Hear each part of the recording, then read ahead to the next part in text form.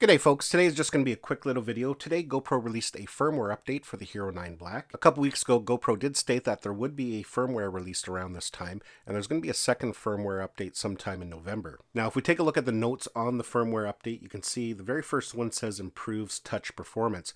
Now that is a massive update that has been long overdue, and I'll kind of get into that here a little bit more in a minute. And the second point says removes colored dots seen in some videos using a lower ISO max setting. The third improvement there says it reduces sharpness for the medium setting when shooting 4K video. And then down there below under usability improvements, it says general bug fixes to address a rare camera pairing issue. Now in this firmware update, I think the most important one that most people who have been using the Hero 9 Black will agree is fixing the touchscreen. The touchscreen on the Hero 9 Black is atrocious. The sensitivity and the usability of it has probably been the worst on any GoPro that they've released. There's been issues in the past, but they tend to get updated pretty quick, so I'm hoping that this does fix it. Sometimes when you're swiping around, it doesn't always pick up your inputs. You got to do it 2 or 3 times for it to do what you want it to do. That can be a real pain when you're out in the field and you're trying to change your settings quick. So I'm going to go ahead and update the firmware on this GoPro here, and then I'll come back in and we'll see if that has fixed the touchscreen at all.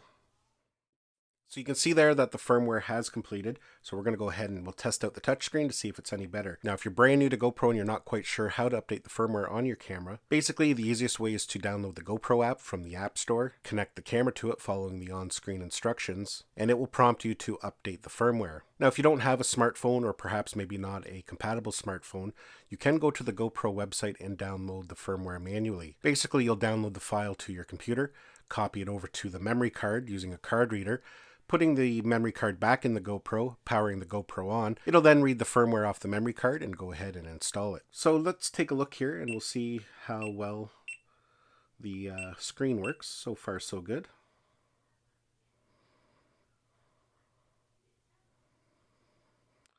It actually so far seems quite a bit more fluid, so that's a good sign. Yeah, and as you can see, that menu comes down a lot easier now. That was one of the areas that I had a lot of problems with. Every time I needed to go in and change a setting, it was hesitant and it was just not very fluid. I'd have to swipe 2 or 3 times just to get it to recognize my finger input. Yeah, so that looks a lot better actually. But yeah, everything actually looks quite a bit better. It's recognizing every input there. I'm not having to hit it twice.